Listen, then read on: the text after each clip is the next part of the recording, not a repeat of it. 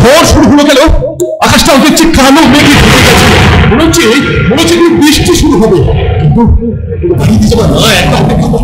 দাদা আজ আবার দেরি করলে চলবে না। মায়ের জন্য আমাকে এই মুহূর্তে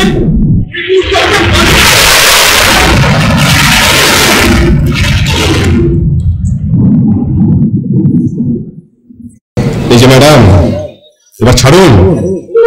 না, আমাকে প্লিজ ছাড়বেন না। এই বিদ্যুৎ চমকানো দেখে যাবে, ভীষণ ভয় পাই।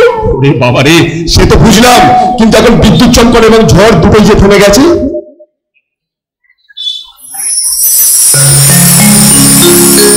থেমে গেছে? Thank god. এই আপনাকেও না থ্যাংক। এই দাঁড়ান, কেন আমাকে আবার থ্যাঙ্কস কেন? এই যে বিপদের সময় আপনার বুকে আমার মাথাটা রাখতে দেওয়ার জন্য। হাসছেন যে? শুনুন ম্যাডাম, অনেক কষ্ট করে নিজের এই বুকটাকে শক্ত করেছি, যাতে নিজের বিপদ থেকে বাঁচতে পারি আর অন্যদের বিপদ থেকে বাঁচাতে পারি। কাউকে বুকে আগলে রাখার জন্য বুকটা শক্ত করেননি বুঝি? যাক, পরিস্থিতি এখন স্বাভাবিক, বিবরণ আসছি। ভালোবাসতে পারবেন আমাকে? পারবেন? প্রথম বলেই বাউন্ডারি। কারণ ম্যাচের প্রথম বলটাই যে আমার কাছে ভীষণ ইম্পর্টেন্ট। বকাটেমি কাপুরুষের মতো পালিয়ে যাচ্ছে। ম্যাডাম, সাজগোজ চাল চলনার কথাবার্তা দেখে মনে হচ্ছে সোনার চামচ মুখে নিয়ে আপনি ভুগিতে জন্মেছেন। কাজে নুন আনতে পান্তা ফোড়া এমন ছেলেকে ভালোবাসাটা আপনার উচিত হবে না ম্যাডাম। কিন্তু মিস্টার, ভালোবাসা যে অন্ধ। ভালোবাসা যায় না ম্যাডাম। আপনি রায়, স্বর্ণেন্দু রায়, ইংলিশে এমএ কমপ্লিট করে চাকরির জন্য হন্য হয়ে খুঁজে। আশ্চর্য, আপনাকে আমি এত কথা বলতে যাচ্ছি কেন? বাড়িতে আমার মা অপেক্ষা করছে, আমি আসছি। আপনার চাকরির ব্যবস্থা যদি আমি করে দিই? তার মানে সুহাসী এন্টারটেইনিং বলে একটা চাকরির ব্যবস্থা। Just shut up. শুনুন ম্যাডাম, সারা জীবন বেকারত্ব মাথায় নিয়ে আমি ঘুরে বেড়াবো, তবু আত্মসম্মান বলে দিয়ে সুখ আমি কখনো চাইবো না। It's feeling amazing, just mind blowing. Yes, আপনার মতো জ্বলন্ত প্রেমিক পেয়ে তো আমি চাই। Disgusting.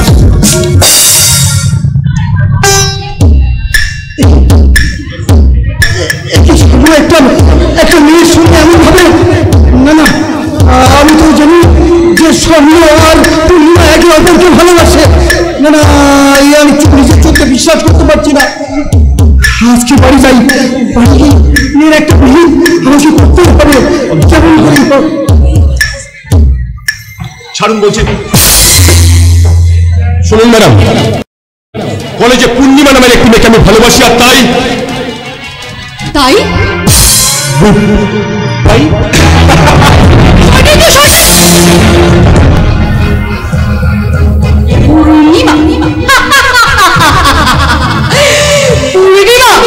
তোমাকে আমি বলেছিলাম না, চ্যালেঞ্জটা তোমার সাথে শুধু ডান্সে নয়, পার্সোনাল লাইফেও থাকবে। আর আজ বাস্তবেও পরিণত হলো। এখন দেখা যাক किस्मत कितना है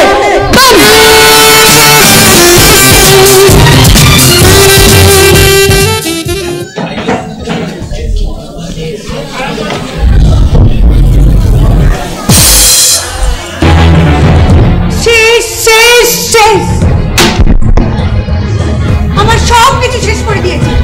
বাবা মা কেন যে ওই বাড়িতে আমায় বিয়ে দিয়েছিল তা কে জানে, কিন্তু না, আমি আর চুপ করে বসে থাকবো না। আমার চাই অনেক অনেক টাকা। এই চন্দ্রনাথ সিং ছিল আমার ভালোবাসার সিদ্ধ পুরুষ। ওই বাবা মার কথা রাখতে আমি তাকে ত্যাগ করেছি। আজ সেই এমএলএ, টাকা পয়সা বাড়ি গাড়ি, তার কাছে আর কিছুই অভাব নেই। আচ্ছা আমি যদি আবার তার কাছে ফিরে যাই, সে কি আমায় গ্রহণ করবে? না, যে কোনো উপায় তাকে আমার কাছে পেতেই হবে। কাজে পাওয়া সমস্ত ব্যবস্থা যদি আমি করে দিই। পারবে না? পারবে? চন্দ্রনাথকে আবার আমার কাছে ফিরে দিতে পারবে? এই সুযোগ পূর্ণিমাকে কাজে পাওয়ার এই সুবর্ণ সুযোগ কি হলো না? সত্যি বলছো? সত্যি। সত্যি, কিন্তু বৌদি,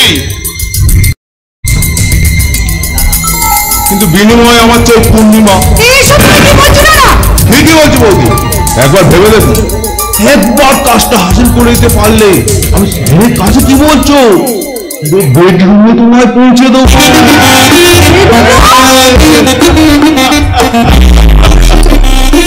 কিছুতেই হাতছাড়া করা যাবে না। কি হলো বৌদি, রাজি থাকলে মেলাও হাত।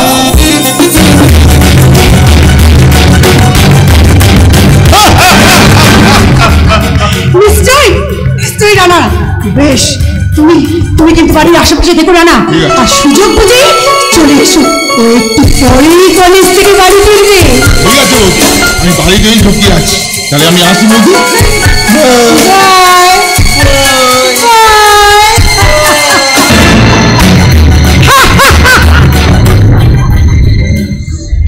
অরুণ বিশ্বাস, এই মেঘা তোমার আর ধার ধারে না। তুমি তোমার ওই আদরের বোনকে নিয়ে পচে গলে মরবে, আর আমি টাকার বিছানায় শুয়ে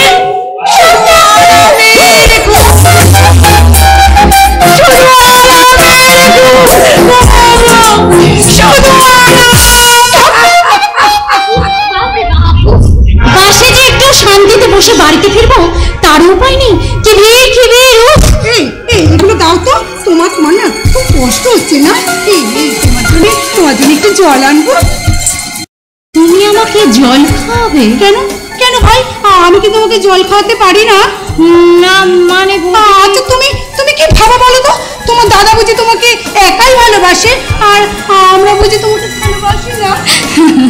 না না বৌদি, তা নয়। তুমি দাদা, তোমরাই যে আমার সব। তোমরা ছাড়া আমার আর কে ভালোবাসবে বলো তো? কিন্তু আমরা ছাড়াও তোমার যে আরো একজন আছে ভাই। কে? বিয়ের পর তোমার বর। বিয়ের পরে কেন বলছো বৌদি?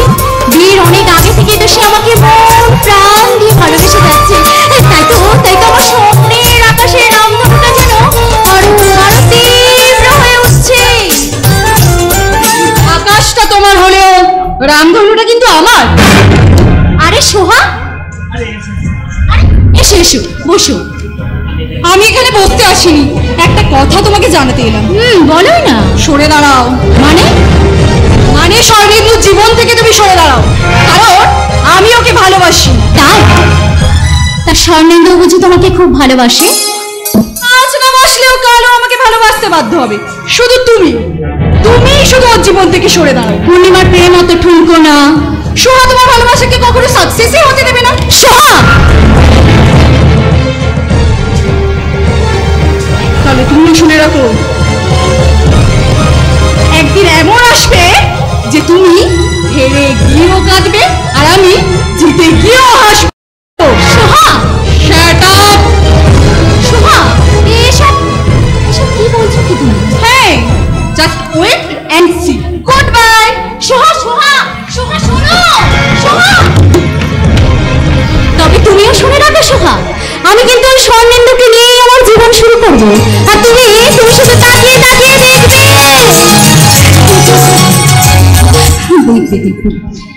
দাদা, দাদা, দাদা তুমি এসে গেছো?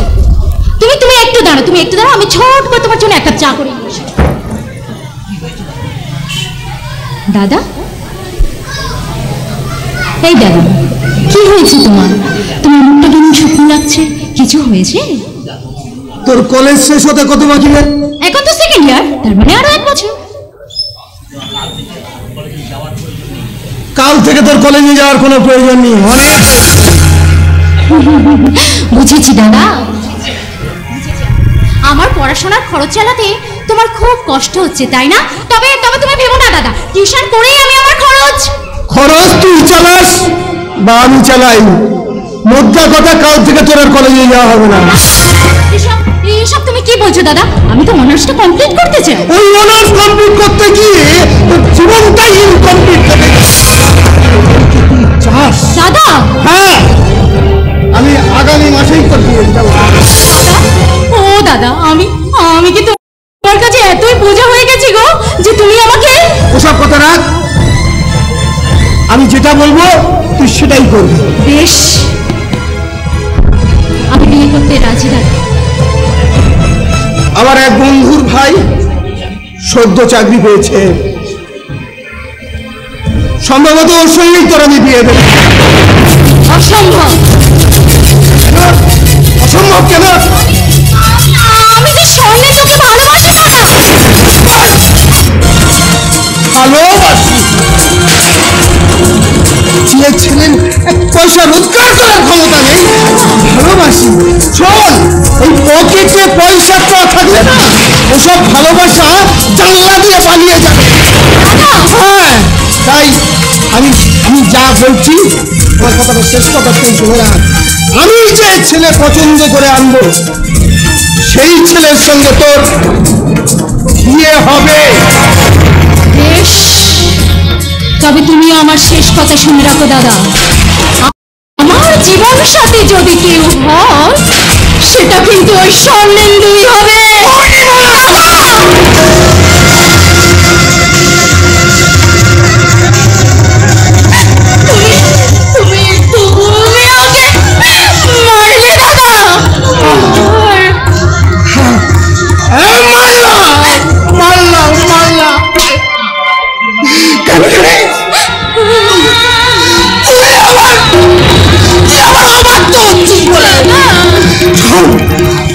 একটা কথা বলে রাখি, তুই যদি আমার কথা অমান্য করে ওই স্বর্ণকে বিয়ে করিস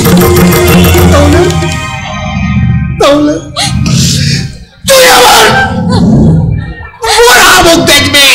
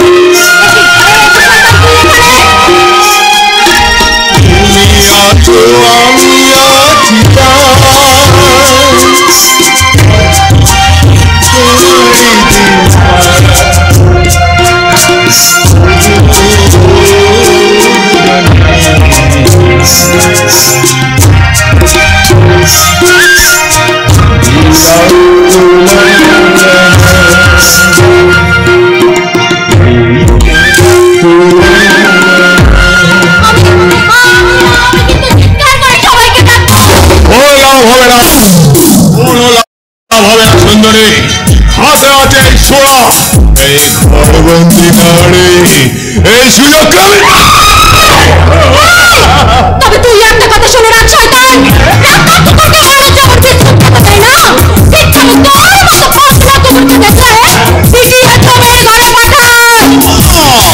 তুমি রেগে যাচ্ছ কেন? বিশ্বাস করো, আমি তোমাকে যেতে করতে হবে। এখন তোমার সঙ্গে আমি চুপ খেলবো।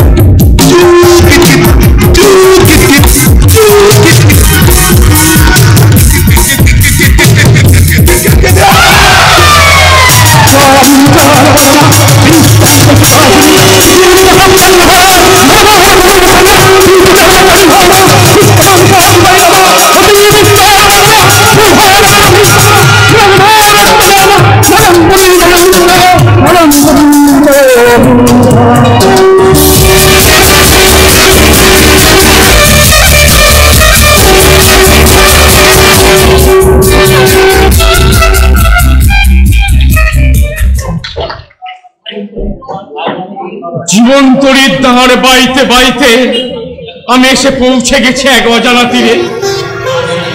না পারছি অতীতকে ভুলতে, আর না পারছি বর্তমানকে নিয়ে বুঝে থাকতে।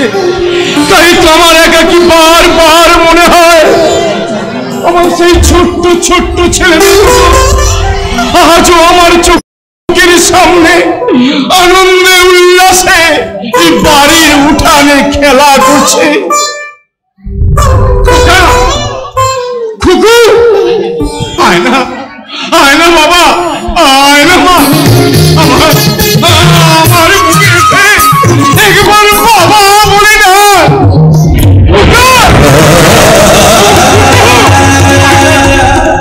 আয় না, তোরা আয় না।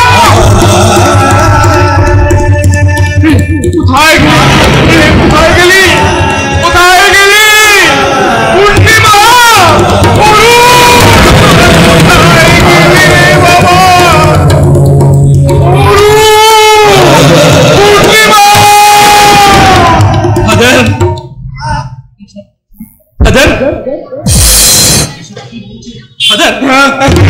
কি বলছেন ফাদার?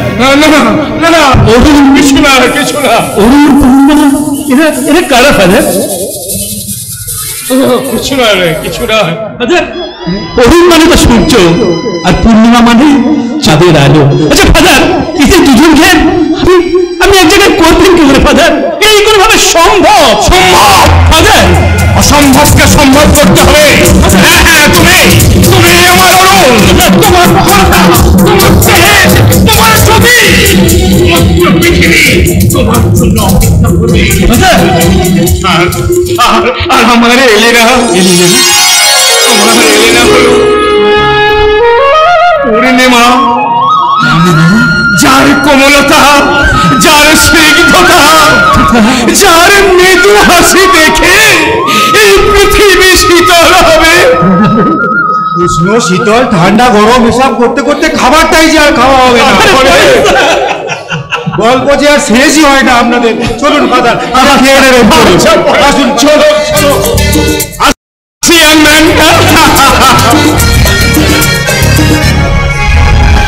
আচ্ছা ফাদার কি বলে গেল? অরুণার কোমলতা, মৃদু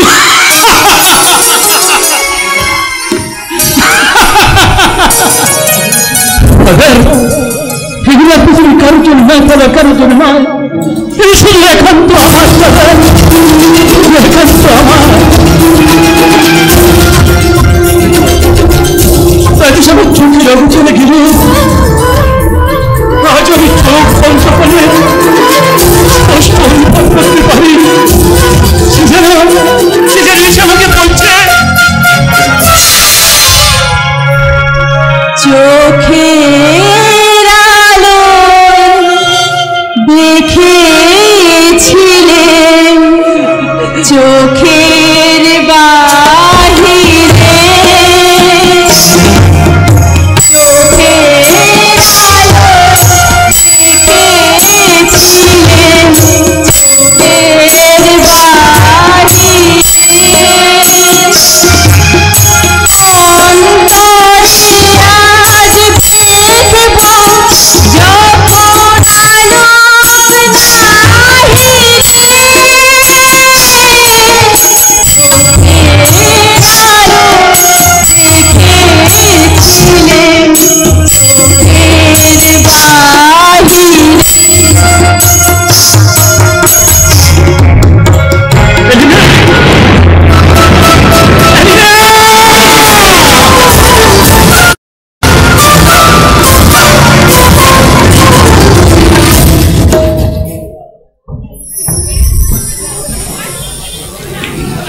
জগৎ জননী অনেক কষ্ট করে ছেলেটাকে বুকে করে মানুষ করেছে।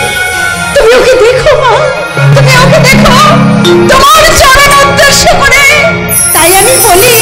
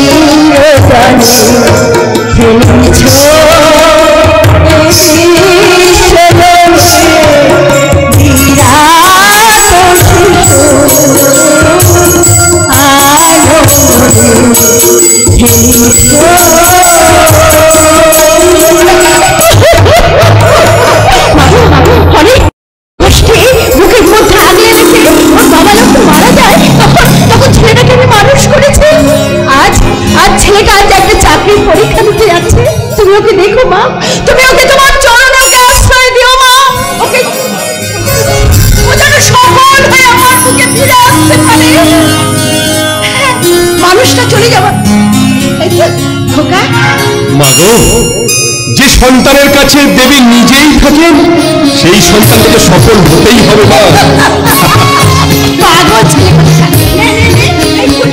এই মায়ের ফুলটা পকেটে না, দেখবি মা তোকে ঠিক তার চরণ থেকে আশ্রয় দিল। মাগো ঠাকুর নাই পাতার চরণে আমাকে আশ্রয় দিল। চরণ যে আমার মাথায় সব সময় আছে। হ্যাঁ গো মা, হ্যাঁ, তাই তো এই পৃথিবীর সব সন্তানদের আমি বলি মা মানে হলো মমতা, মা মানে ক্ষমতা, মা মানে নিরাপত্তা, নিশ্চয়তা, মা মানে এক রাস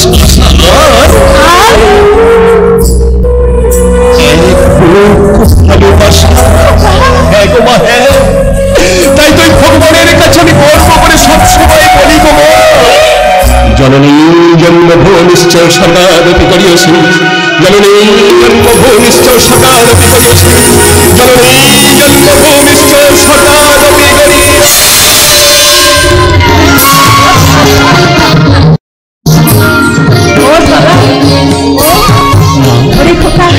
আমি তোকে প্রাণ করে আশীর্বাদ করি,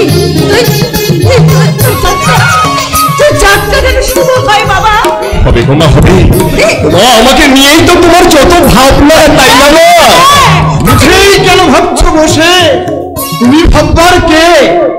যার ভাবনা সেই তো ভাববে। তুমি শুধু ভাবো তাকে। স্যার আপনি তোমার ইন্টারভিউর খবর শুনে আমি ছুটতে ছুটতে তোমার সঙ্গে দেখা করতে এলাম। খুব ভালো করেছেন মাস্টার ভাই, খুব ভালো করে। ওকে একটু ভালো করে আশীর্বাদ করে দিন তো, যাতে ও পরীক্ষায় শুভ হয়। শুভ তো ওকে হতেই হবে। যাও বাবা যাও, মুখে বল আর মনে সাহস রেখে তুমি এগিয়ে যাও, আর বাকিটা তো বুঝে নেবে নিশ্চয়। স্যার থাক বাবা থাক, বড় হও বাবা, তোমাকে যারা অনেক অনেক বড় হতে হবে। মা তুমি তাহলে যাই না? বাবা এসো বাবা। আসি স্যার, এসো আসি। দুকা দুকা দুকা দুকা। ভাববে নাজিম ভাই, স্বর্ণ আমার সেরা ছাত্র, ও আমাদের গর্ব। দেখো মাস্টার ভাই, আজকে তিনি ছেলেকে একটু ভালো খাবার দেব, একটা ভালো পোশাক পরাবো, সেই ক্ষমতা আমার যে নেই মাস্টার ভাই। ভালো খাওয়া ভালো পড়া পাইনি বলেই স্বর্ণ হয়তো আজ মানুষের মতো মানুষ হতে পেরেছে। মাস্টার ভাই কোথায় যাচ্ছে আমাদের শৈশব কৈশোর? একজন শিশুকে খাওয়ানোর জন্য তার মা তার হাতে শৈশব অবস্থায় মোবাইল ফোন তুলে দিচ্ছে। মাস্টার ভাই, আর সেই শিশু যখন শৈশব অতিক্রম করে কৈশোরে পদার্পণ করছে, তখন সে লেখাপড়া খেলাধুলা সবকিছু ত্যাগ করে সে মোবাইল কিনে আসক্ত হয়ে পড়ছে। মাস্টার ভাই, হ্যাঁ দিদি ভাই, হ্যাঁ, কথা জীবনে। এইটুকু বুঝেছি দিদি ভাই, ভালো খাওয়া ভালো পড়া দিয়ে আর যাই হোক দিদি ভাই, সন্তান মানুষ হয় না দিদি ভাই, সন্তান মানুষ হয় না। মাস্টার ভাই আপনি ঠিক কথাই বলেছেন। তাই তো আমি বলি উপস্থিত দর্শক মণ্ডলী, আপনারা এখানে অনেকে অর্থশালী হতেই পারেন, কিন্তু আপনাদের সন্তানদের স্বার্থে তাদের একটু অভাবের সঙ্গে মানুষ হতে শেখান, তাতে আপনাদেরও মঙ্গল আর সন্তানদেরও মঙ্গল। কথা বলে না, মঙ্গল থেকে মঙ্গল 8 দিন হয়ে গেল। একে অফিসার আপনি? হ্যাঁ আমি জানতাম আপনারা ভুলে যাবেন।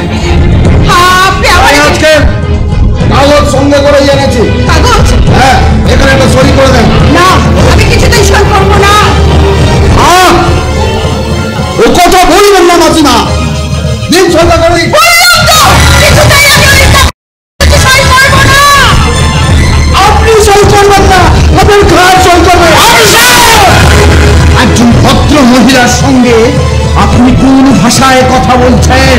মহিলা যখন ভদ্র তখন ভদ্র মানে সইটা করতে বলুন। বাইরে সইটা করতে বলছি তো আমি ওনাকে, আপনারা তো ভাবছে কেন নাকি ওনার জন্য একটু বেশি দরদ দেখাচ্ছে?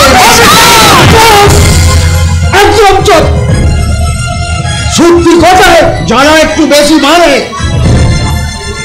চুপচাপ সই করুন। না, আমি কিছুটা সই করবে না। আমার কোথা থেকে হাজির হলে আপনাকে মতো পুলিশ বলার জন্য আমাদের জীবন সাজানো হতেছে। এই পুলিশ অত স্ট্যান্ডার্ড জোটটার জন্য টাকা আদায় করতেছে, না দিলে গ্রেফতার করতেছে, গান গানতে করতেছে। আইনের রক্ষক হয়ে এসব বেআইনি কাজ করতে আপনার লজ্জা করে না? যা জানেন না তাই এত মাথা ঘামাবেন না। আপনি জানেন এটা এমএলএ সাহেব অর্ডার আছে।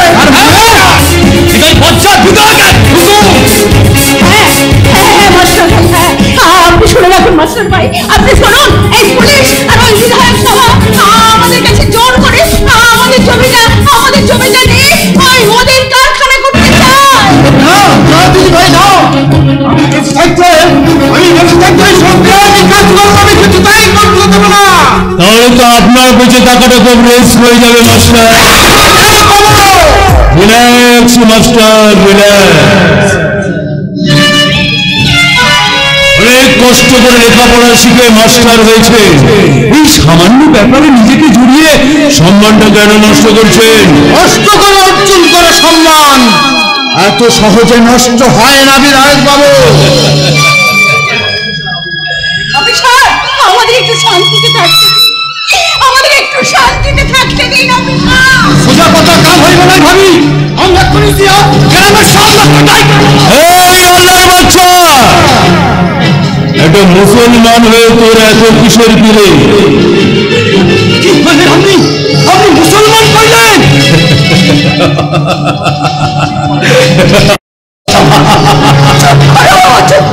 দাঁড়ান ভাবি, এই জবাবটা আমি দিয়া দিই। জবাব?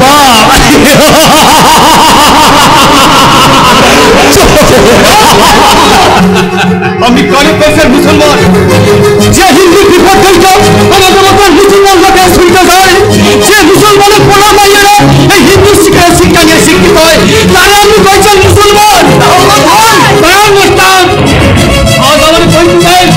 কি অপরাধ নেতা বলো আমাদের সোনার সংসারটাকে ভাগ করতে চায়, আরে ভাগ যদি করতে হয় আমাদের রমজান মাস শুরু হয়, যার আয় আলোচিত হয় আমি খুশিগঞ্জ। ভাগ কইরা দেন, এমনকি বাজার হাট ভাগ কইরা দেন, ওই পুরো সূর্যি করে। দারুণ বলেছিস তো, দাঁড়া তোর একটা ভিডিও করতে।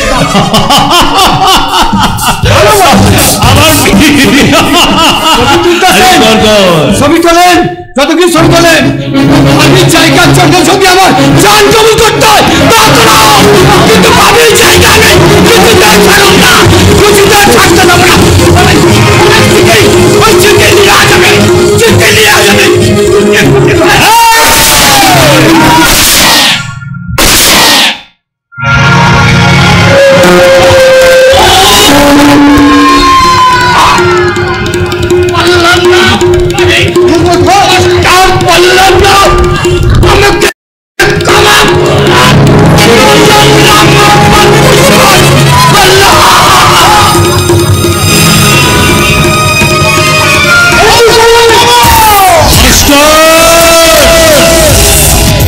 আপনি কিন্তু কিছুই জানেননি।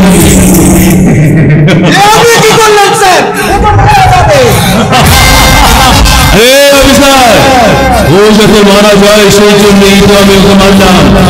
একটা কথা কান খুলে শুনে রাখুন, এই আদর্শ নগরের একটা গাছ যেন আমার হুকুম ছাড়া পাতা নাড়তে না পারে, পাখি যেন গান গাইবার সাহস না পায়, উত্তরের মেঘ ভেসে দক্ষিণে যেতে না পারে। I am Chandranath Sen. জীবনের থেকে টাকাটাই আমার কাছে